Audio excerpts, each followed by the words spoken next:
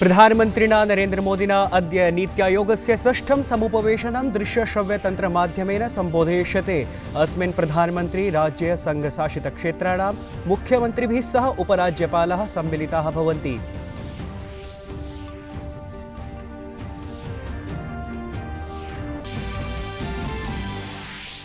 भारत-चीनयोः मध्ये अद्य अमाल्यस्थानके 10मम् उच्चस्तरीय सैन्योपवेशनं भविता। अस्मिन् उपवेशने सीमा संघर्ष विषयिकी चर्चा संभवितास्ति।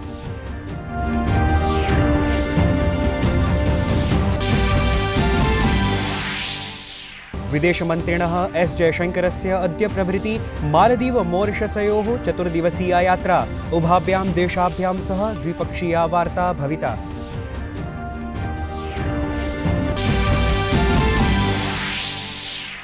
ओडिया चलचित्रं कालीर अतीत ऑस्कर पुरस्कारार्थं नामाङ्कितं जातम्। एतत् चलचित्रं सामान्य श्रेण्यां नामाङ्कितं कृतमस्ति।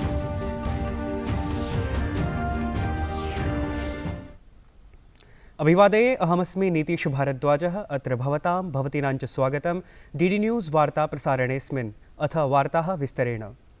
प्रधानमन्त्रिणा नरेन्द्रमोदिना अद्य नीत्यायोगस्य दृश्यश्रव्यतन्त्रमाध्यमेन सम्बोधयिष्यते।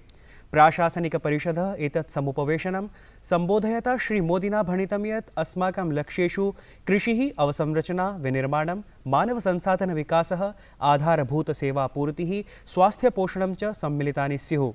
अस्मिन् प्रधानमन्त्री राज्यसंघशासितक्षेत्राणां मुख्यमन्त्रिभिः सह उपराज्यपालाः सम्मिलिताः भवन्ति।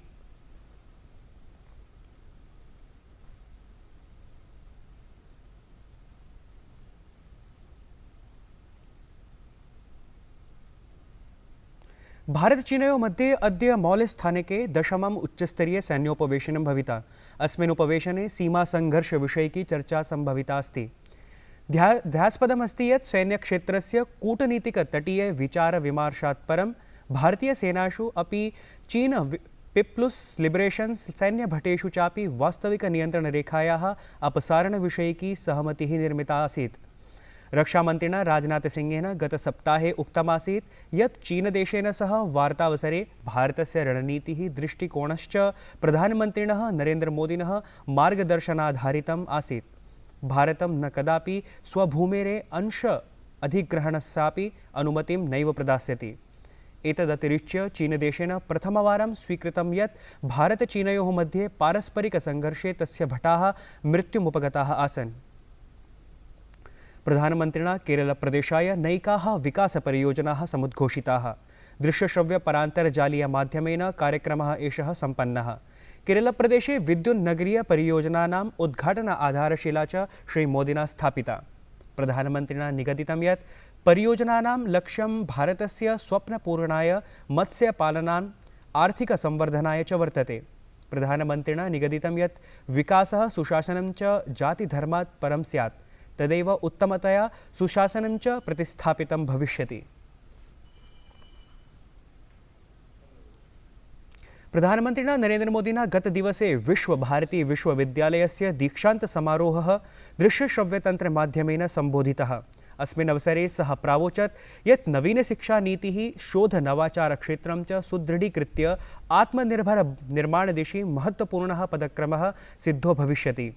तेन कथितं यत् अत्र बहवः विद्वांसः ज्ञानविज्ञानक्षेत्रेषु च निष्णाताः सन्ति।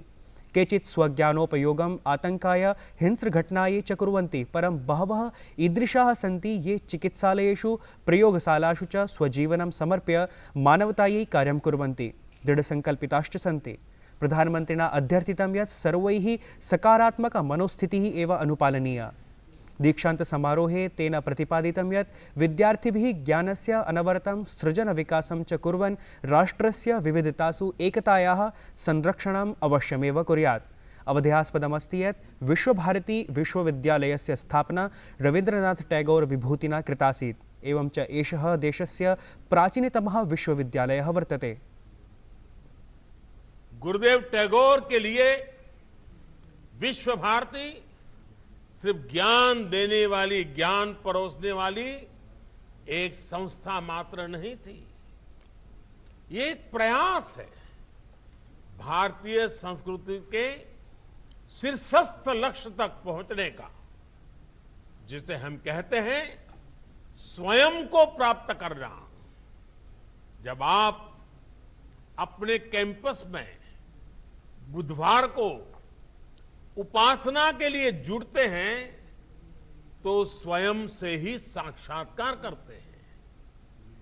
जब आप गुरुदेव द्वारा शुरू किए गए समारोह में जुड़ते हैं तो स्वयं से ही साक्षात्कार करने का एक अवसर प्राप्त होता है। जब गुरुदेव कहते हैं आलो अमर आलो ओगो आलो भुवन भारा, तो ये उस प्रकाश के लिए ही आह्वान है जो हमारी चेतना को जागृत करती है। प्रधानमन्त्रिणा श्री नरेन्द्र मोदिना भारत ऑस्ट्रेलिया चक्रीय अर्थव्यवस्था हैकथॉन इति कार्यक्रमः सम्बोधितः।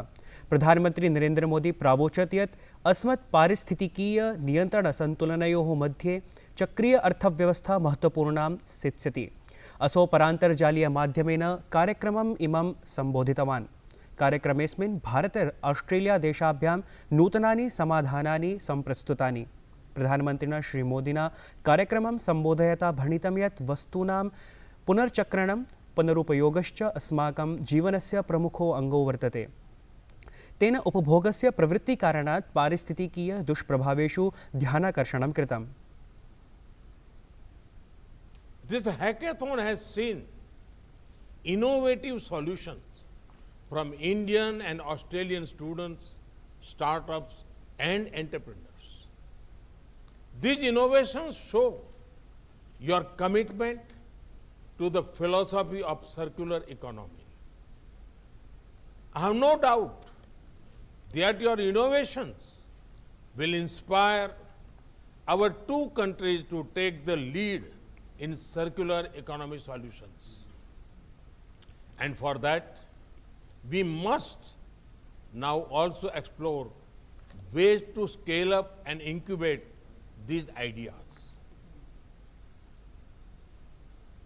प्रधानमन्त्रिणा कोरोनापत्काले भारत ऑस्ट्रेलिया देशयोः पारस्परिक सहयोग सम्बन्धानामपि चर्चा कृता। The strong India-Australia partnership will play an important role in shaping the post-COVID world. And our youth, our young innovators, our startups will be at the forefront of this partnership. केन्द्रीय गृहमन्त्रिणः अमित शाहस्य पश्चिमबङ्गालस्य नैर्वाचनिकी यात्रा समाप्ता जाता। अमित शाहेन ह्यः स्वयात्रायाः द्वितीये दिवसे राष्ट्रियपुस्तकालये शौर्याञ्जलि कार्यक्रमे भागः गृहीतः। हुतिङ्गतेभ्यः वीरभटेभ्यः श्रद्धाञ्जलिः च समर्पिता। स्वसम्बोधने अमित शाहेन भणितं यत् सुभाषचन्द्र बसुवर्यस्य 25-तम जयन्तीवर्षः न केवलं स्मरणदिवसो वर्तते, परं देशाय स्वतन्त्रतायै सर्वेषां हुतिङ्गतानां जीवनं जनमानसहृदयस्थापनदिवसो वर्तते। एवं च ते सर्वे वीराः अस्मभ्यं प्रेरका आदर्शाश्च स्युः इति। केन्द्रीय गृहमन्त्रिणा अमित शाहेन नवदेहल्यां केन्द्रीयारक्षितारक्षिबलस्य इतिहासगहनाध्ययनानन्तरं सारगर्भितपुस्तकस्य विमोचनं कृतम्। पुस्तकमेतत् 20 वर्षाणाम् इतिहासस्य प्रामाणिकं पत्रसङ्ग्रहत्वेन विद्यते। अस्मिन् अवसरे केन्द्रीयारक्षितारक्षिबलस्य महानिदेशकः केन्द्रीयगृहसचिवः चापि उपस्थितः आसन्। अस्मिन् अवसरे आरक्षिबलेन वीरभटानां सम्माने प्रतीकचिह्नमपि प्रसारितम्। गृहमन्त्रिणा भणितं यत् पुस्तके अस्मिन् पूर्वयोद्धानां साहसिक इतिहासो समुल्लिखितो वर्तते। एवं च पुस्तकमेतत् देशस्य यूनः देशसुरक्षायै सम्प्रेरयिष्यते। सीआरपीएफ का स्वरूप भी ये 85 सालों में बहुत बदला है। अलग अलग प्रकार की ड्यूटियां, अलग अलग प्रकार के काम सीआरपीएफ के सर पर दिए गए। सभी जगह आपने सफलता के साथ इसको अंजाम दिया है। जम्मू कश्मीर का सबसे प्रतिकूल मोर्चा हो, नॉर्थ ईस्ट के जंगल हो, या फिर माओवादियों के खिलाफ लड़ना हो, सीआरपीएफ के जवानों ने कभी पीठ नहीं दिखाई और देश की सुरक्षा को, देश की सीमाओं को सुरक्षित रखने के लिए हमेशा अपनी जान की बाजी लगाई और ये सब जगह आंतरिक सुरक्षा को ठीक करने के लिए सीआरपीएफ ने एक स्वर्णिम इतिहास की रचना की है और मैं मानता हूं कि इस पुस्तक से इसको उजागर करने में हमें बहुत। केन्द्रीयमन्त्रिणा प्रकाश जावडेकरेण लक्षद्वीपे अटल पर्यावरण भवनं समुद्घाटितम्। एतत् नवाचार भवनं केन्द्रशासितद्वीपे लक्षद्वीपे बृहत्तम भवनं वर्तते। भवनस्यास्य विशेषता वर्तते यदेतत् सम्पूर्णतया पर्यावरणानुकूलं वर्तते। अस्मिन् जैव विविधतानुसन्धानयुक्तानि सौविध्यानि समुपलब्धानि सन्ति। ओडिया चलचित्रं कालीर अतीत ऑस्कर पुरस्कारार्थं नामाङ्कितं जातम्। एतत् चलचित्रं सामान्य श्रेण्यां नामाङ्कितं कृतम्। एतत् चलचित्रं सर्वश्रेष्ठ नायकरूपे, सर्वश्रेष्ठ निर्देशकत्वेन, सर्वश्रेष्ठ चलचित्ररूपकत्वेन नामाङ्कितं जातम्।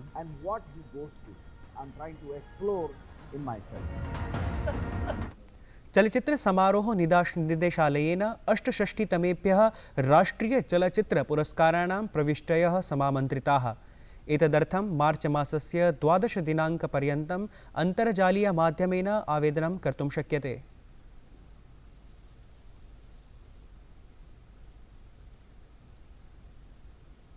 प्रियाः वार्तावली प्रेक्षकाः, वार्तावली इति साप्ताहिकसंस्कृतकार्यक्रमस्य प्रसारणम् अद्य सायं 6 वादने डीडी न्यूज़ वाहिन्या प्रसारयिष्यते।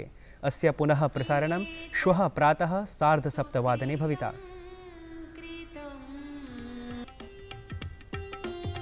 संस्कृत का योगदान यदि आप हम मुझसे पूछें आज क्या रहा, तो मैं बताऊंगा कि संस्कृत ने मेरे व्यक्तित्व के निर्माण में बहुत बड़ी भूमिका निभाई। पाण्डित्य परंपरायाः अन्यतमा स्थली अपि विद्योतते काशी। बिजली से चमके ऐसे में बड़ा मोहे गरबा लगा ले।